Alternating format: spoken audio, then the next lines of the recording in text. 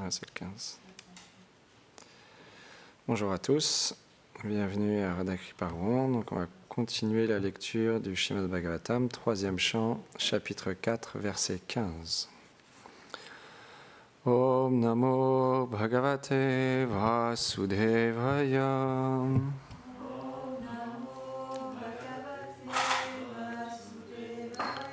Om Namo Bhagavate Vasudevaya.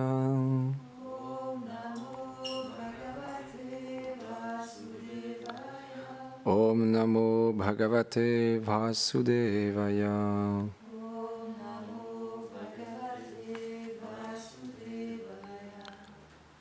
Konnicha te pada saroja bhajam.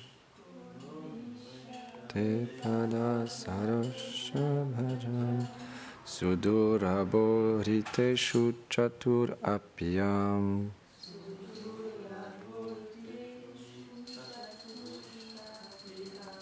Tatapi naham pravanomi bhumam.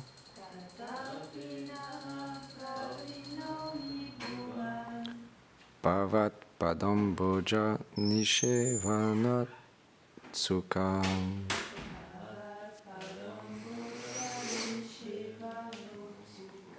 Traduction. Ô Seigneur, les 4 buts de la vie humaine, à savoir Dharma, la piété, Artha, la richesse, Kama, le plaisir des sens, et Moksha, la libération, sont facilement accessibles pour ceux qui sont vraiment dévoués au service affectueux de tes pieds pareils au lotus. Pourtant, je ne désire aucun d'eux. Je prie sincèrement d'être toujours engagé dans le service d'amour de tes pieds de lotus. Commentaire. Srila Vishwanath Chakravarti Thakur cite Uddhava. Est-ce que tu désires me donner la connaissance de ta personne pour que moi, ton serviteur, puisse accéder simplement à la libération du monde matériel? Certainement pas.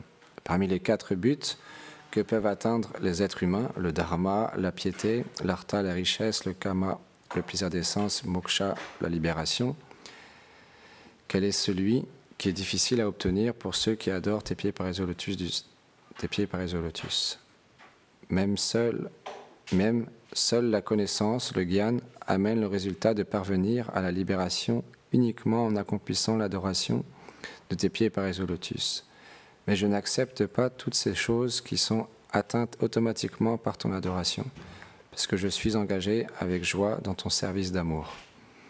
Quelle est l'utilité de recevoir la connaissance, le gyan? Fin de la citation. Un pur dévot refuse de recevoir tout bénéfice personnel du service qu'il offre au Seigneur. La seule chose à laquelle il aspire, c'est d'être toujours plus engagé dans un tel service d'amour.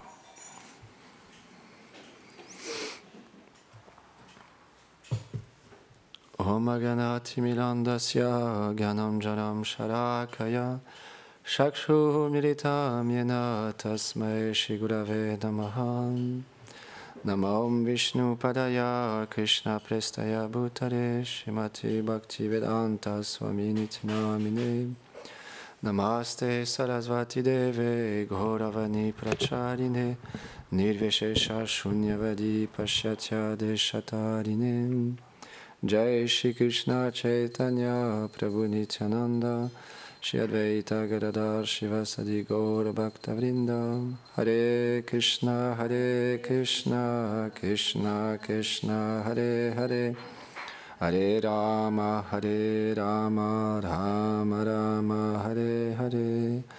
Vrindaye Tulasi Devyaye Priyaye Keshavasya Krishna Bhakti Pratedevi Satyavate Namo Namaha. Vanchakarpatarubhyacha Kripa Sindhubhyahevacha Patitanam Pavanebhyo Vaishnavebhyo Namo Namaha. Avant de commencer à parler, j'implore les bénédictions de mon maître spirituel ainsi qu'à Srila Prabhupada, toute notre filiation spirituelle, toutes les dévotes et les dévots ici assemblés, pour pouvoir glorifier le Seigneur suprême. Donc encore une fois, ici, il est question du pur service de dévotion, service d'amour, offert aux pieds pareils au lotus du Seigneur suprême. Parce que comme c'est expliqué par Srila Vijayanath Chakravarti Thakur dans le Madhurya Kanambini. Ce qui est expliqué dans ce verset, Dharma, Artha, Kama, Moksha, la piété, la richesse, le plaisir des sens et la libération est facilement obtenue par le service offert au Seigneur suprême. Mais, comme Uddhava explique ici, ce n'est pas ce que recherche un dévot. Bien que ces choses, elles viennent automatiquement, quand on sert le Seigneur, naturellement, ces choses viennent. Mais un dévot du Seigneur, il les refuse, parce que ce n'est pas ça qu'il cherche. Bien que ça lui soit donné, il ne les désire pas. Il désire simplement être, comme Gurudev explique dans le commentaire, être engagé de plus en plus dans le service d'amour offert au Seigneur suprême.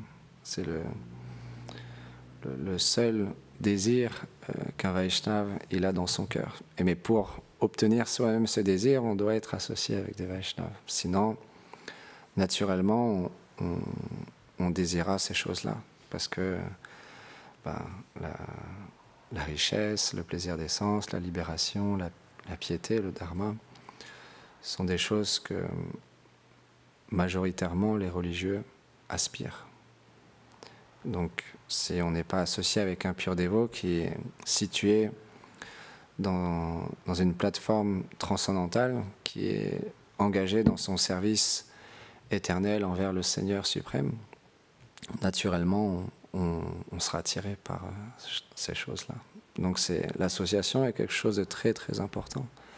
Sadhu Sangha, comme Gurudev expliquait il y a quelques jours, on s'associe à travers les écritures, on s'associe à travers l'écoute, à travers les instructions que le maître spirituel nous donne, le service direct qu'on offre au maître spirituel aussi. Mais quand le maître spirituel n'est pas présent physiquement, alors ce sont les instructions qui restent. Et à travers ces instructions, on s'associe avec le maître spirituel, parce que c'est non différent de lui. Donc c'est pourquoi on a toujours l'opportunité d'obtenir l'association des Vaishnavas, de se rappeler des instructions du Vaishnava, et spécialement au jour d'aujourd'hui, de pouvoir étudier, lire sur les gloires du Seigneur et des dévots du Seigneur. Parce que par exemple, on a vu récemment la vidéo de Srila Prabhupada quand il est allé en URSS. À ce moment-là, c'était pas autorisé d'imprimer des livres spirituels et de les partager librement. C'était quelque chose qu'il fallait faire d'une manière cachée. Et les dévots qui étaient là à ce moment-là, ils écrivaient à la main les livres, ils les réécrivaient pour les partager à d'autres personnes. Donc, c'était très difficile de se procurer un livre. Mais maintenant, on va sur Internet, on tape, par exemple ici, dans notre mission, Radha Kripa Édition. On tape sur Internet, Radha Kripa Édition. On a toute la liste des livres. On commande, on paye, on met notre adresse, notre nom, et on reçoit le livre après, au bout d'une semaine, 10 jours. Donc c'est très facile. Donc c'est pourquoi on a une fortune très grande et une facilité très grande de pouvoir s'associer avec les Vaishnavas, de pouvoir lire sur les gloires du Seigneur suprême. Et aujourd'hui, je voulais partager justement une classe que j'ai entendue qui m'a beaucoup inspiré, parce que comme on expliquait dernièrement, les divertissements du Seigneur suprême sont quelque chose de très particulier pour les dévots, parce que ça nourrit notre cœur, ça nourrit notre âme, ça nous permet de pouvoir aspirer à retrouver notre position naturelle, éternelle, avec les associés du Seigneur. Donc c'est un divertissement qui est décrit dans le Srimad Bhagavatam, dans le 10e chant, le 12e chapitre, c'est le divertissement de Aghasura. Alors, ce qui est vraiment incroyable, c'est qu'il y a un Vaishnava, il a fait des conférences pendant Kartik, donc c'est pas encore fini, il continue à faire des conférences sur ce divertissement-là de Aghasura tous les jours. tous les jours, ils partageaient une classe. Donc là, il y a une des classes qui m'a beaucoup inspiré, que je voulais partager avec vous aujourd'hui. Parce que c'est expliqué, j'ai lu un petit peu du coup dans le Srimad Bhagavatam, dans le 12e chant. C'est expliqué que ce jour-là, les jeunes pâtres, les amis de Krishna, les sakas, ils se sont décorés d'une manière très très belle. Ils se sont habillés d'une manière vraiment très très jolie, avec des pierres précieuses, de l'or, des écharpes très belles, et des fleurs dans leurs cheveux, etc. Ils étaient vraiment habillés d'une manière très très belle. Et naturellement, les pâtres, quand ils commencent à être, quand ils sont ensemble, ils jouent, ils s'amusent. Et c'est ça qu'on cherche. Au final, si on regarde au plus profond de nous, on n'a pas envie de travailler. On n'a pas envie de faire du dur labeur toute la journée, de juste subvenir à nos besoins, payer les factures et les impôts et ci et ça, se soucier de l'argent. Est-ce que je vais avoir assez d'argent au fin du mois? Et ce corps qui vieillit à chaque instant, tous les jours, même si on ne s'en rend pas compte, notre corps vieillit. L'autre jour, j'ai fait un peu de rangement dans ma chambre, je suis tombé sur une photo, il y a 10 ans, j'étais pas le même. On peut voir une similitude, on peut voir quand même que c'est la même personne. Mais physiquement, il y a eu du changement. Je peux vous garantir qu'il y a eu du changement. Pourtant, je ne suis pas encore physiquement très, très âgé, mais même il y a 10 ans, je n'étais pas la même personne. Donc le corps, il change, même si on ne s'en rend pas compte. Mais les pâtres, eux, ils sont dans leur corps éternel. Éternellement jeunes et éternellement beaux. Leur corps, il respire de fraîcheur, de beauté et de qualité infinie. Gurudev, il explique souvent, quand il nous partage sur les gloires des pâtres, des sakas ou des gopis, si on pouvait voir par une fortune très très grande notre corps éternel, on ne pourrait même pas y croire tellement on est beau. On peut méditer là-dessus parce que notre corps est beau. Notre corps éternel est extrêmement beau. Éternellement jeune. Et donc les pâtres, naturellement, quand ils sont ensemble, ils jouent.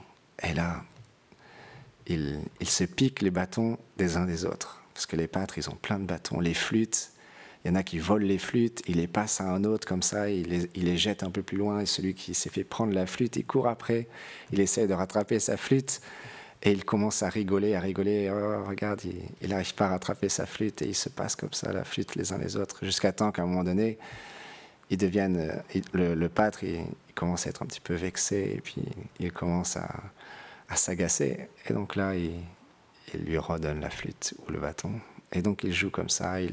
Srila Prabhupada, il explique dans son commentaire que les pâtres, ils font des batailles de fleurs, ils jouent au ballon, ils font la lutte, et parfois quand ils sont fatigués, ils jouent aux échecs. Srila Prabhupada, il a dit ça, ils jouent aux échecs. Donc ils font toutes sortes de jeux, c'est illimité. On pourrait même parler pendant des heures et des heures sur les jeux des pâtres. C'est illimité, parce que tout vient de Vraj. Donc tout ce qu'on peut même imaginer ici, tout ce qu'on peut apprécier ici, ça vient de Vraj. D'une manière un peu différente, mais il y a des jeux illimités. Par exemple, on a cette fameuse peinture où les pâtres, ils sont chacun d'un côté, avec une rivière au milieu, et ils ont une grande corde. Et donc il y a deux équipes, une équipe de Balaram, Shridam et une équipe de Krishna avec d'autres sakas. Et donc ils tirent chacun de leur côté pour faire tomber les autres pâtres dans l'eau. Donc ça c'est un des jeux aussi. Donc il y a plein de jeux comme ça. Donc les pâtres, ils s'amusent beaucoup. Et là, ce jour-là, attention, ils s'amusaient et d'un seul coup, à un moment donné, parce que comme ça, là ça se passe à Boma Vrindavan, il y a 5000 ans. À Vrindavan, à Vraj. Donc les pâtres, ils vont dans différentes forêts. Je ne sais plus dans quelle forêt ça se passe exactement, ce divertissement-là.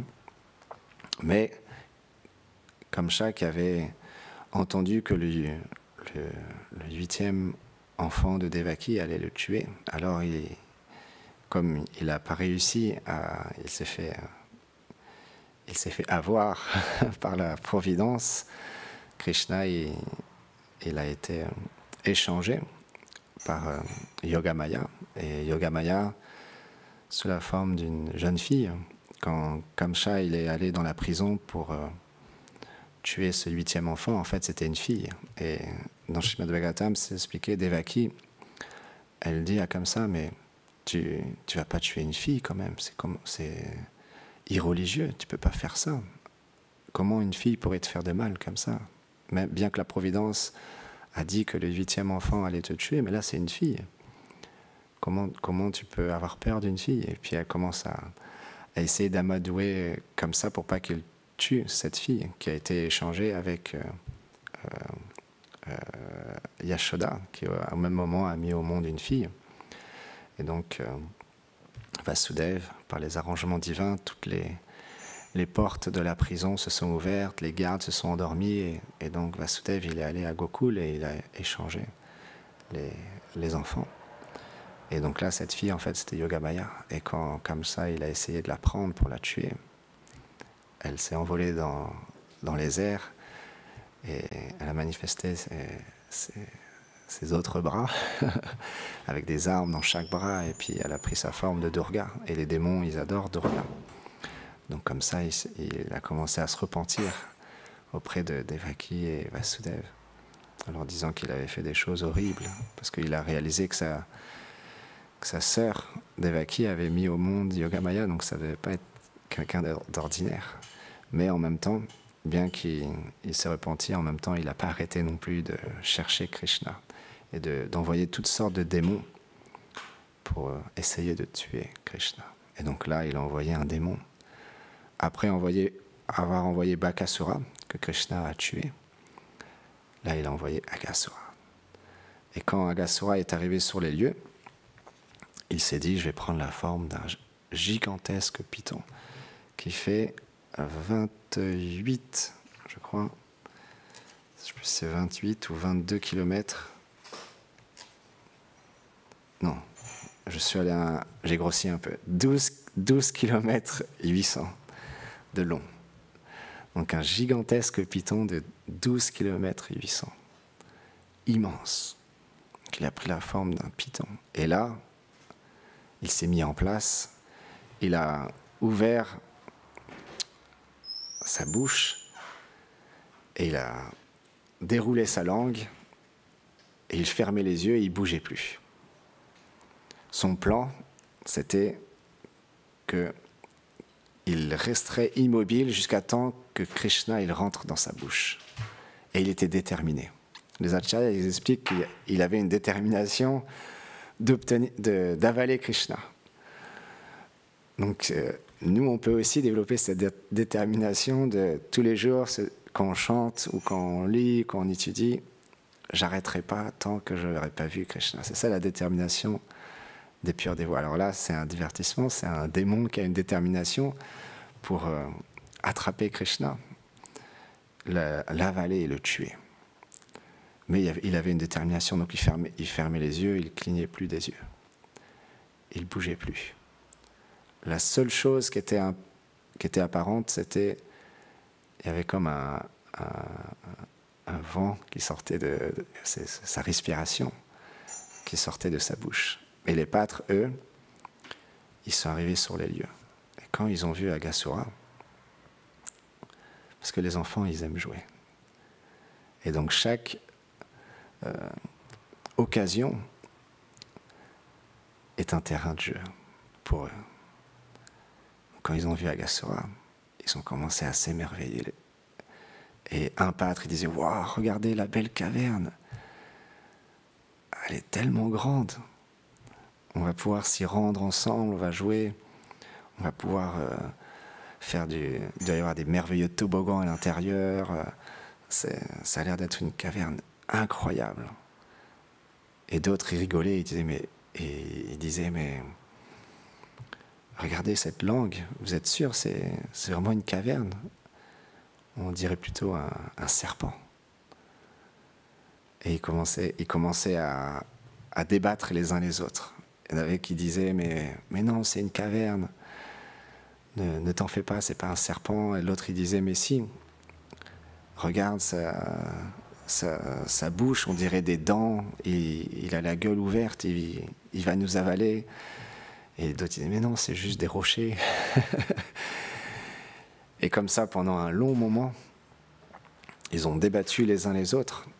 Et il expliquait dans cette conférence, c'est qu'il prenait joie en fait. Il rigolait, parce que il voyait en même temps que ça pouvait être un serpent, mais en même temps ils n'étaient pas sûrs. Donc quand il disait que ça pouvait être un serpent, il y en avait un autre qui disait mais non, c'est une caverne, et il rigolait, il frappait des mains. Et à un moment donné, il y en a un qui est monté sur un rocher un peu plus haut. Et il a annoncé haut et fort, mais arrêtons de perdre du temps. De toute manière, Krishna est là. Il est derrière nous. Il vient de tuer le démon Bakasura. Donc si jamais, de nouveau, c'est un démon, il va venir et il va le tuer comme il a tué Bakasura. Donc, il n'y a aucune inquiétude. Perdons plus de temps, allons jouer à l'intérieur. Parce que dans le pire des cas, si c'est un serpent, Krishna, il va venir et il va nous sauver. Mais si c'est une caverne, alors on manquerait l'opportunité d'aller s'amuser, d'aller jouer dans une caverne gigantesque. On ne va quand même pas perdre cette opportunité. Et donc là, les pâtres, ils ont avancé. Ils sont dirigés vers la gueule de Aghasura. Et les veaux qui écoutaient la discussion, ils attendaient eux aussi de savoir quelle décision allait être prise. Et quand ils ont vu les pâtres avancer, alors ils ont pointé leur queue vers le ciel et en extase, ils ont commencé à courir aussi en direction du Python. Parce que c'est ça qui est merveilleux à Vraj, c'est qu'ils sont toujours dans une insouciance, une innocence, parce qu'il y a Krishna qui est avec eux. Et dans ce monde, c'est la même chose. On a toujours l'opportunité, comme ces jeunes garçons, on voit différentes choses qui nous sont proposées. C'est expliqué, cette caverne, c'est comme des choses qui nous sont proposées dans la vie de tous les jours. Comme une belle voiture, une belle maison, ci ou ça. Et on a l'opportunité de voir cette chose-là pour notre propre plaisir ou de se tourner vers Krishna et de l'engager pour le service de Krishna. Parce que les pâtres, ils sont rentrés dans la bouche de Aghasura pour pouvoir jouer à l'intérieur. C'était leur désir. Ils voulaient juste s'amuser. Parce que ce sont les jeunes pâtres, chaque occasion pour eux, c'est un nouveau terrain de jeu. Quand on est enfant, quand on va dans la forêt, on va dans des endroits comme ça, quand à un moment donné on voit un nouveau terrain de jeu, wow, c'est le bliss. On se dit, ah bah là, voilà, on va pouvoir trouver quelque chose de nouveau. Et à Vraj, c'est ça. Tous les jours, c'est un festival. Chez la Prabhupada, il explique, chaque jour est un festival. Chaque pas est une danse. Et les pâtres, Gaurodev, il expliquait l'autre jour dans la cuisine, quand on l'assistait pour samedi pour organiser une belle préparation pour les déités, pour Krishna. Il expliquait à quel point les pâtres, c'est ça en fait. Dès qu'il y en a un qui est parti, qui commence à blaguer ou à partir dans un jeu, tout le monde suit. Et ça devient un moment unique. Donc si on se connecte au plus profond de nous-mêmes, suivant notre rasa, notre sentiment éternel, quand on entend ces descriptions, alors on se réjouit. Alors on prend plaisir à entendre, parce que ça nourrit notre sentiment véritable. Et Avraj, peu importe le rasa, chaque personne est pleinement satisfaite dans sa relation avec Radha et Krishna. C'est pourquoi les acharyas nous expliquent de toujours rester en association avec les écritures, avec l'écoute des Vaishnavas, parce que ça nourrit notre intelligence. Sans ça, on perdra l'opportunité de se réaliser, de prendre cette vie avec beaucoup de sincérité, de dévouement et de fixité. Par exemple, j'écoutais aussi une belle histoire. Il y avait une dévote qui s'appelait Kunti Devi Mataji, qui était disciple de Srila Prabhupada. Et elle avait une vie de famille, des enfants et différents services. Elle distribuait des livres, elle faisait la cuisine, elle faisait plein de services différents. Et à un moment donné dans sa vie, à la quarantaine, elle a été atteinte d'une maladie très très grave. Et son corps, une partie de son corps a été paralysée. Et c'est devenu tellement grave que le médecin lui a dit qu'il lui reste qu'1 an à vivre maximum. Donc là, elle a décidé de se rendre dans une communauté aux États-Unis pour finir ses jours. Et comme elle était dans une situation très très compliquée physiquement, il y a des dévots qui venaient dans sa chambre tous les jours, ils lui lisaient les livres de Srila Prabhupada, ils chantaient des kirtans, des dévots qui chantaient leur japa dans la chambre où elle était. Et puis à un moment donné, elle s'est mise à pleurer et elle a commencé à parler aux dévots qui étaient présents, à leur dire avec un grand sourire, je suis tellement fortunée. J'échangerai pour rien au monde ma situation avec n'importe qui de ce monde. Parce que j'ai pratiqué pendant plus de 20 ans. J'ai lu, j'ai entendu les classes des Prabhupada. Mais là, je me retrouve dans cette situation. Maintenant, quand je lis ou quand j'entends les paroles de mon maître spirituel, ça prend un sens complètement différent. Et je goûte une telle félicité. Parce que là, elle disait avant, j'écoutais ou je lisais d'une manière passive. Et là, c'est d'une manière très active qu'elle lisait et qu'elle écoutait. Parce qu'il lui restait plus qu'1 an à vivre. Et donc toute la philosophie, tout ce que Prabhupada partageait, tout ce que les acharyas expliquaient, elle lisait sur la mort de Bhishmadev, le divertissement de Maharaj Parikshit, forcément, parce que elle se retrouvait dans une situation similaire où elle savait que il lui restait plus beaucoup de temps à vivre dans ce monde. Donc elle lisait sur ces divertissements-là. Naturellement, ça intensifiait son avidité à entendre les gloires de Krishna. Donc tous les jours, parfois, elle avait aussi une tablette où juste avec son doigt, elle pouvait juste bouger son doigt pour faire dérouler les pages, pour lire aussi. Et donc, les dévots continuaient à lire, et à un moment donné, elle était dans le coma. Enfin, presque dans le coma. Il explique que c'est pas exactement dans le coma, mais elle était comme si elle était dans le coma, quoi. Et elle ouvrait plus les yeux, elle parlait plus. Et donc les dévots, ils ont continué à lire. Et pendant qu'elle lisait, quand elle entendait des choses qui la touchaient, des larmes coulaient de ses yeux.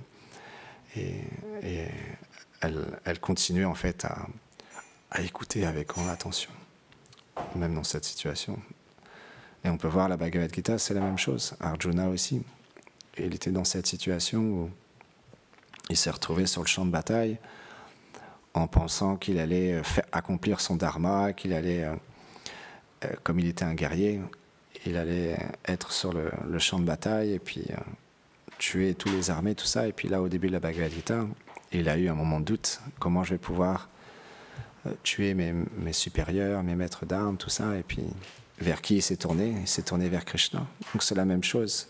Quand on rencontre des difficultés dans notre vie, on a l'opportunité de se tourner vers Krishna et de prendre refuge en lui, en fait. Et dans cette situation-là, même qui est difficile, on obtiendra la perfection si on le fait avec sincérité. Il y a tellement d'exemples qui nous montrent ce principe de se tourner vers Krishna dans toutes les situations. Et les pâtres nous ont montré cet exemple. Quand ils étaient devant la gueule de Aghasura, ils disaient, mais qui va tuer Aghasura si jamais c'est un serpent? Ils se tournent, ils disaient, lui. C'est expliqué dans le Srimad Bhagavatam, ils n'ont même pas dit Krishna va le tuer, ils ont dit lui, parce qu'ils ont une affection pour... C'est comme quand on est potes, quand on est amis, on dit c'est lui qui va le tuer. On n'a même pas besoin de nommer son nom, parce qu'il y a une proximité qui est tellement proche. Les pâtres, ils ont une proximité extrêmement proche avec Krishna. Ils lui frappent dans le dos, ils le font tomber, ils le font trébucher, ils jouent avec lui, ils peuvent lui voler sa nourriture, ils peuvent tout faire. Ce sont des amis, ils font tout. Ils peuvent se moquer de lui. Krishna il peut même pleurer. Quand Krishna y perd au jeu, Krishna y pleure pour que ses amis viennent le voir. Et puis ils viennent le voir, ils le consolent. Donc ils ont une proximité incroyable. C'est ça qu'on cherche. Jai Shishinita Vijambar Shishinanda Yashoda Krishna Balaram Shisuna Saka Shilada Kunjabiyali Ki Jai. Comme c'est l'heure, on va s'arrêter là. Jai Shrimad Bhagavatam Ki Go Premanande Hari Bo.